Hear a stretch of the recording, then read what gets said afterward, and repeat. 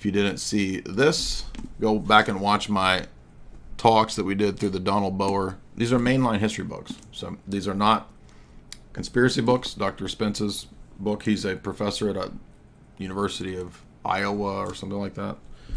Idaho, I forget where, but none of this is conspiracy material. It's just kind of mainline academia that nobody knows about. And people don't read books, so they don't know that mainline academia teaches this stuff. And we all know, this is why we're talking about Crowley right now. I mean, for whatever reason, this becomes like the ultimate form of occultism that most of the Hollywood music industry people are into. And I'm going to have a theory as to why I think that is. I mean, obviously the British intelligence aspect of it is very useful. The prominence of SEX magic, that's pretty much, the essence of Crowley.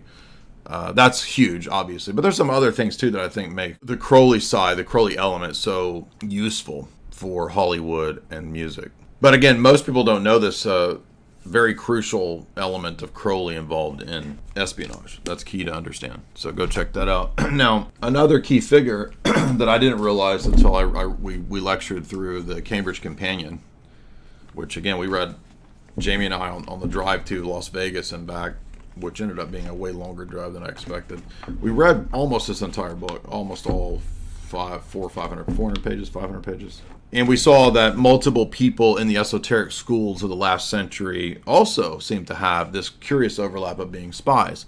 And we can understand why. It's obviously, it makes sense to have this cover of being, I'm an esoteric traveler on my spiritual vision quest. I'm going to the Himalayas to get enlightenment or whatever, to talk to the ascended masters, brah. But that's a cover for, I'm actually going to meet my Soviet handler. And in the case of Madame Blavatsky, that seems to be the case. And she was suspected from the earliest days of being a Russian spy. But I don't think she was a Russian spy ultimately. I think she was playing both sides because we think that Johann Ratiu is correct in his book that she was actually a Fabian socialist operative for the Milner Rothschild circles. So Blavatsky was a spy, but probably not a, quote, Russian spy.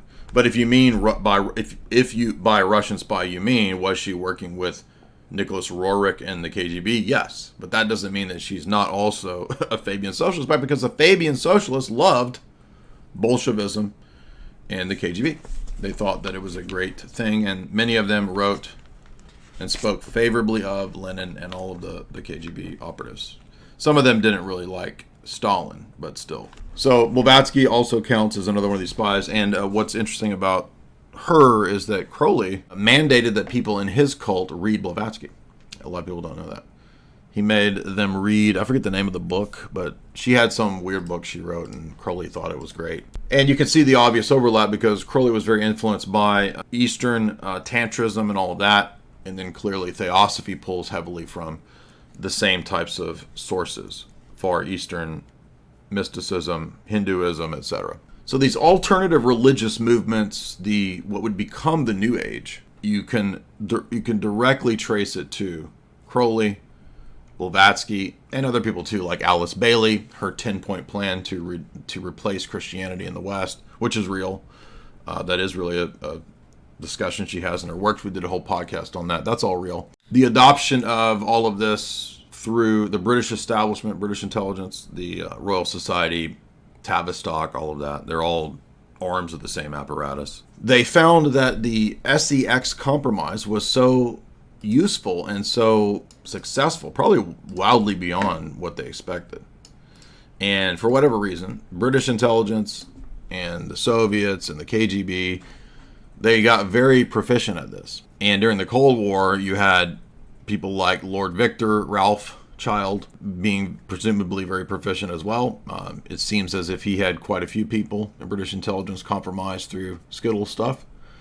That's really, many people now think, many scholars think, the essence of the Cambridge spy ring was about not just the famous 5 Skittles men, but the Cambridge Apostles, which was a society of Skittles men at Cambridge. There's also another Oxford scandal of Skittles men too that were compromised by the KGB. Even Jean Le Carré talks about this period of compromising. I don't know that if you watch the Le Carré documentary, he talks as if he had to befriend this guy that they suspected was KGB and turned out to be KGB. I don't know if that means he just befriended him, or if he had, does it mean he had to do other stuff? I don't know exactly what he means, but would it surprise me that that's what it means. And they actually reference this, what I'm talking about, in A Good Shepherd. If you remember, the handler, the original handler to Matt Dadbod, is a Skittles man. Do you remember that? So the model for this, for America and for our system now,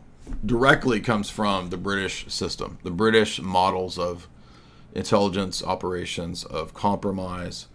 And there's also a heavy dose of the KGB stuff too, because it seems like the KGB were just really proficient at entrapping people through butt stuff. Exactly. Like if you read these, the Boer book, like freaking 30% of the book is like gay GB operations. It's crazy. And so what does Western intelligence do? Well, they always have this myth, oh, we don't engage in that. Give me a break. You don't engage in the same things that your enemies are doing when you're always saying we have to do what the enemy's doing. Now let's consider that mythology that we don't engage in the West in the same types of operations of Skittle stuff. Oh, really? Like One Nation Under Blackmail details, and or Jeff Stein McCaffrey, his whole operation? What was the basis for the Jeff Stein McCaffrey operation? Oh, Robert Maxwell. Robert Maxwell, famously working with the Mossad, Israeli intelligence, working with also Soviets and with the CIA. What do we notice there? Oh, playing all sides. So don't give me this nonsense. Oh, the West, we're the good guys. We don't engage in Skittles compromise. Give me a break. Elm Guest House, Savile, Skittles, Poofda, all that stuff. Poofter Diddy, right? P. Diddle. So point being, all of the stuff coming out with Poof Diddy is par for the course. It's not new. It's not unheard of. It's the norm. And I'm not trying to excuse it or act like, oh, well, that makes it like cool, or that makes it. This is what power blocks do to maintain control power. They compromise people. And again, it's not just at the government level. It also occurs, as we've seen with Epstein too, because that overlaps with the corporate stuff, or with the music industry. And particularly here, Blackstein is what I think. P. Diddy is basically a black version of Epstein. It's the same model. It's using the structure of how governments and people have used compromise for many decades and applying it in the corporate Def Jam or whatever model he was doing. Now, Diddy wasn't running this operation. He didn't figure all this out.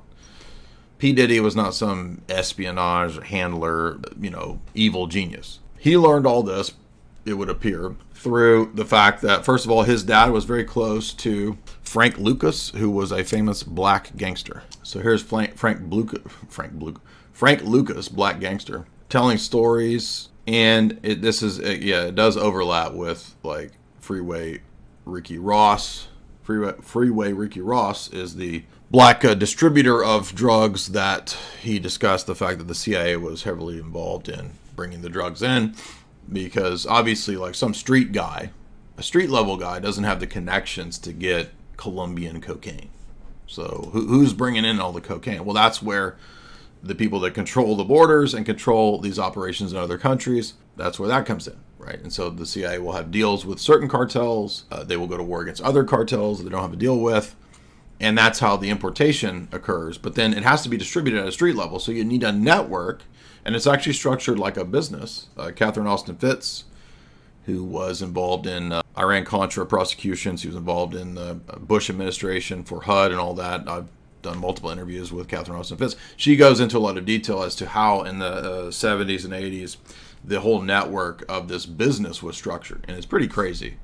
Not many people talk about this. I think this started coming out with Gary Webb, right? So Gary Webb's book was one of the first to really highlight the Clinton, Mena, Arkansas stuff, the importation of the cocaine. If you watch the Tom Coombs movie, American Made, it's about Barry Seal. Barry Seal's a real guy that was flying it in. And there's many other people involved in those flights to basically fly this stuff in. And that was a joint project between Dems and Republicans. It wasn't, that was the Bushes doing that. Oh, wait a minute. Oh, no, that was the Clintons. It's a joint project here. It's like the CIA is involved in this above the presidential party level. And that's why Iran-Contra was such a big deal, not just for weapons trafficking, but also connected to money from drugs. And where does that come from? Gladio.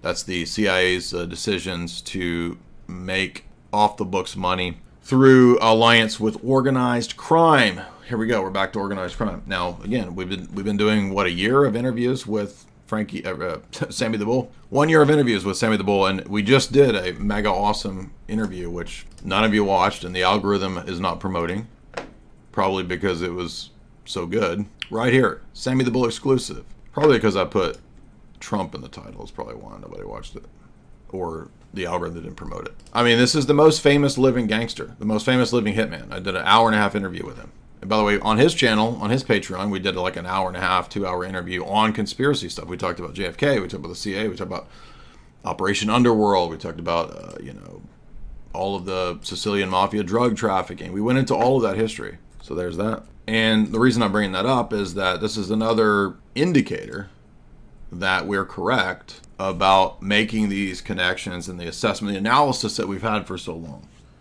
And, good books like, I forget which, somebody in the chat recommended, this is a great book, Mafia Dynasty by John Davis. This goes into a lot of this material. It's not a conspiracy book. It's just kind of a mainline historical analysis of the Gambinos. Of course, Sammy was amongst the Gambinos. So when we get back to this issue of Diddy, so let's get back to Diddy. So Diddy is in the circles of the black gangster Frank Lucas. And when there was a death, I think it was Diddy's dad, Diddy's mom decided to take him out of that life. She wanted to get him away from that. So she took him to the suburbs and somehow ended up in the circles of the mogul Clive Davis, who is a American record producer and some relative of Merrick Garland, which is pretty wild. So you'll notice that a lot of big pop star figures kind of seem to have direct adjacent, even people like Whitney Houston, in the circles of this person. And this seems to be the means by which Diddy is introduced to and taught the ways of the music industry is what I'm trying to get at. So the ways of the music industry end up being apparently a lot of wild parties, ORGY. And this is the period of, and I'll be honest with you, I can't remember all of this historical details. This is a bunch of stuff I don't really care about. I don't really keep up with, or to me, it's all kind of confusing. There's Uptown Records, there's Def Jam. It's all like overlapping. So Uptown is in the 1980s and 90s. It's really the origin of hip hop. And then that spawns Bad Boy. Is that right? Yeah. Okay. So Bad Boy is founded by Diddy in 1993. Out of this earlier scene, and this is where we get, is that where Tupac, is Tupac from Bad Boy? Bad Boy starts signing people, right? Like, isn't it like B.I.G., Tupac, is this right? I'm forgetting Death Row, excuse me. So in between these is Death Row. And this is like Dr. Dre, Suge Knight, right? So Suge Knight's like the organized crime figure behind Death Row, right? Yeah, so Tupac is signed to Death Row which comes out of, this is so confusing, which comes out of Bad Boy or no, before Bad Boy. Bad Boy comes out of this, that's right, out of Death Row. But at Death Row Records, there are a lot of strange things that begin to happen. Death Row is supposedly founded by Snoop and Suge Knight.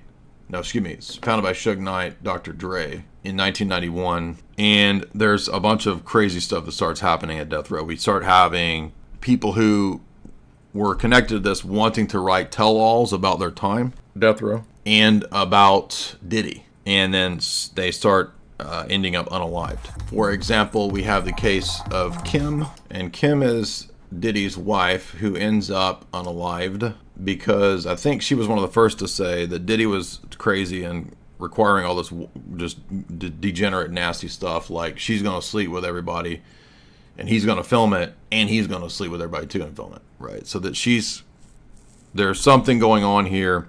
He has her phone tapped, he's harassing her, and then supposedly she dies from pneumonia. Okay.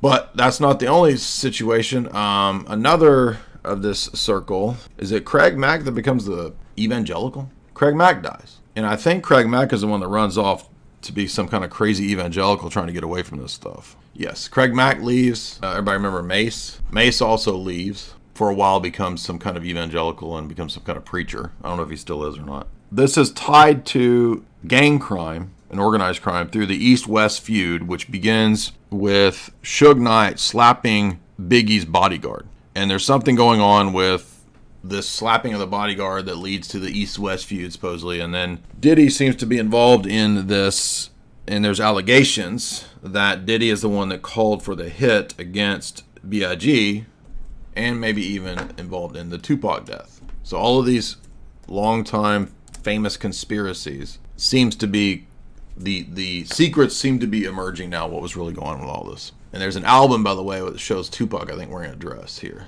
So Tupac's Machiavelli album has Notorious P.I.G., and is that supposed to be a Diddy wearing a dress? I guess that's Diddy wearing a dress. So you got Tupac basically putting out dirt that Diddy likes Skittles stuff, which turns out that was true, right? So that this has all come out apparently to be true. This was from his Machiavelli album, which, if I recall, I never listened to much to Tupac, but I think the Machiavelli album talks about the Illuminati, doesn't it? And by the way, interesting, this is when we begin to see rappers engaged in this sort of blasphemous stuff where they picture themselves as Christ. Yes, it's called the Don Killuminati.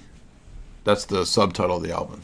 Machiavelli, the Don Killuminati. In other words, he's like the Don and he's going to kill the Illuminati. I don't exactly know what he means, but clearly he's involved in this feud with Diddy and Biggie and the moguls above Diddy. And so it's not surprising that, once again, Tupac didn't seem to survive this battle here. He got. And by the way, I'm not saying this makes him a good guy, because there's a lot of accusations and insinuations that Tupac was a little light in the loafers. Y'all know what I'm talking about? When he was like back here, 17-year-old Tupac interview, he sounds a little sweet, if you know what I mean, back in these days. Let's see if we can pull this up. Again, it's funny because it shows that gangster rap was completely made up. And none of the people who are in gangster rap, no, I wouldn't say none of them, but 90% of them are not gangsters. They're mama's boys and kind of light in the loafer boys. Are you rolling it? Okay, my name is Tupac Shakur, and I attend Tamalpais High School. So my name is Tupac Shakur. He got a little sass in him, don't he? That's your gangster right there. That's your gangster. That's your hard gangster right there. And the same thing with Dr. Dre. He was in some kind of like, I don't know what it was, some kind of like Tony type band, bopping around and acting goofy before he was suddenly, he's a hard gangster. Dr. Dre is still embarrassed by his musical past. Well, he looks like a bunch of Al B. Sure mixed with village people. So definitely not gangster. World class wrecking crew. There's your hard gangster right there, looking goofy. So people were noticing. What's funny is that people were noticing this 10 years ago and say, hey, wait a minute. These people look like goofballs and acted like girls before they was flashy, sassy boys before they were hard gangsters. So wait a minute, something's up, right? So from looking like MC Hammer to this. Okay. Now I think Eazy-E was like, as far as I'm aware, Eazy-E's like the only one that was actually involved in crime. That was actually a thug. But like the rest of them were a bunch of, so this is a corporate creation. Look, I mean, literally the world-class wrecking crew was literally dressing up like the village people, dude. That's what I'm saying. And we all know the village people were certainly not hardened thugs. The village people were hardened, but in a different way. So, and there's other examples too. Like other people have found other situations where, hey, wait a minute, these so-called gangster rappers were a bunch of like fake and gray dudes. What are you talking about? This is fake. And people were figuring that out like 10, 15 years ago. Well, now, and by the way, Sam Tripoli did a great podcast where he even found like there was some rapper that was Biggie before Biggie, and they just basically took that dude's rap and gave it to Biggie. So even Biggie's kind of a fake. Let's see if we can find that. Yeah, so everybody has been talking about this. Did Biggie copy Mississippi rapper Big Daddy? And the song sounds just like him. So you heard about the notorious B1 and from Mississippi. He had a song called Big Daddy that was released in 1993. I love it when you call me Big Daddy. And it used the same sample that Juicy used that, Big came out with. And why would this be surprising if Diddy is the one that originally signs Biggie, if I remember right, and then basically says, I'm gonna have this over you. You're gonna be. I mean, it's not like compromise is the only way to compromise, right?